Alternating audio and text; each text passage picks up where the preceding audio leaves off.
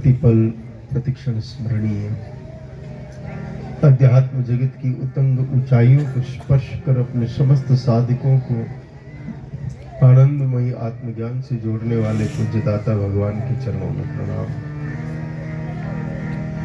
सर्वमयी गौ माता को वंदन।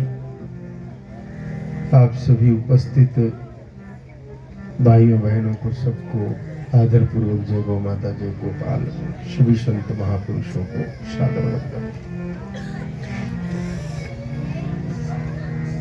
भगवती की कृपा से आज हम सब नंदी महाराज के इस स्थापना समारोह के समापन सत्र पर भगवती गौ माता की महिमा के चरित्र के उपसंहार अवसर पर उपस्थित हैं। हम जब प्रवेश किया तब एक चर्चा चल रही थी, उस चर्चा को थोड़ी पूरा कर देते हैं। बस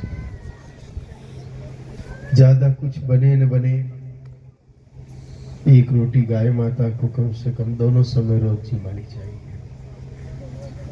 घर में भोजन कितनी बार बनता है? दिन में एक बार या दो बार? दो बार। तो 2 बार भोजन बनता है तो 2 बार मैया को जिमाना चाहिए।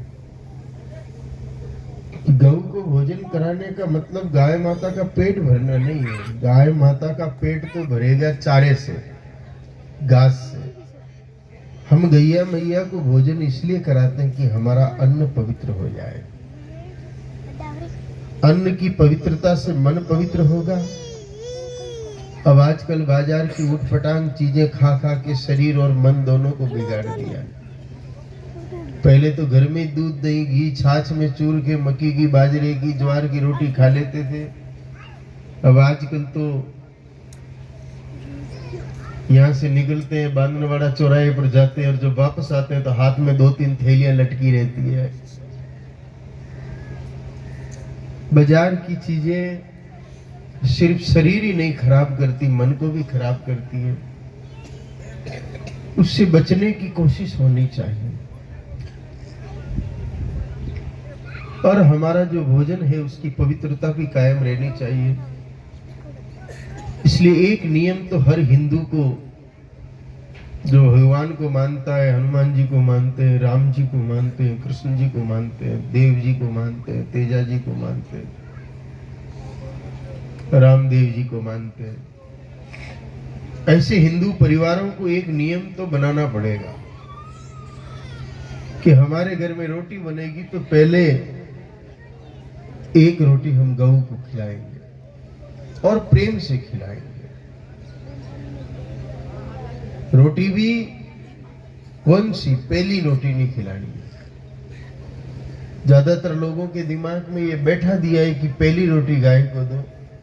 आप सब माए बाएं रोज भोजन बनाती हो, आप सबको खूब अनुभव है इस बात का कि हम जब रोटी बनाते हैं तो पहले तवा थोड़ा कम ज्यादा गर्म हो जाता है, तो पहली रोटी ज्यादा बढ़िया नहीं बनती है। कभी कड़क भी हो जाती है, कभी कच्ची रह जाती है। गौ माता में 33 कोटि देवताओं का निवास माना गया है।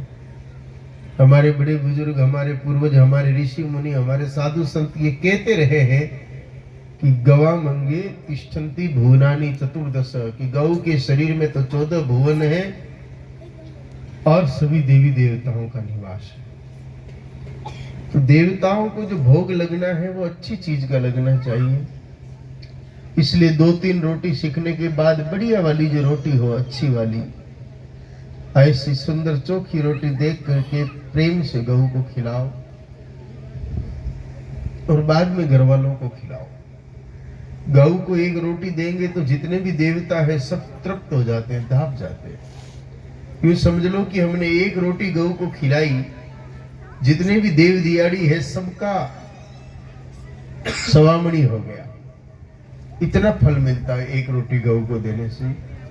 रोज सवामणी का फल हम घर बैठे गौ माता की कृपा से प्राप्त कर सकते हैं।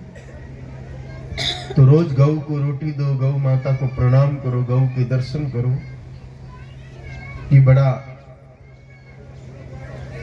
पुण्य वाला काम है, मुश्किल भी नहीं है, आसान है।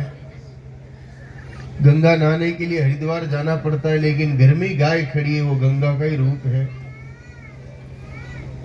सब तीर्थ एक तरफ और गौ की सेवा एक तरफ। समय मिले तो तीर्थ यात्रा करो, मना ही नहीं है, लेकिन गौ की सेवा हम लोगों को भाव से करनी होगी। अधिक तो क्या कहे, समय भी हो गया है, वापस प्रसादी का समय हो रहा है, इसलिए ज्यादा कुछ लंबी चौड़ी चर्चा नहीं करते हुए जो सेवा और जो भाव यहाँ के कार्यकर्ताओं ने समर्पित किए हैं उसकी थोड़ी सी चर्चा करेंगे। हनुमान जी के मंदिर के लिए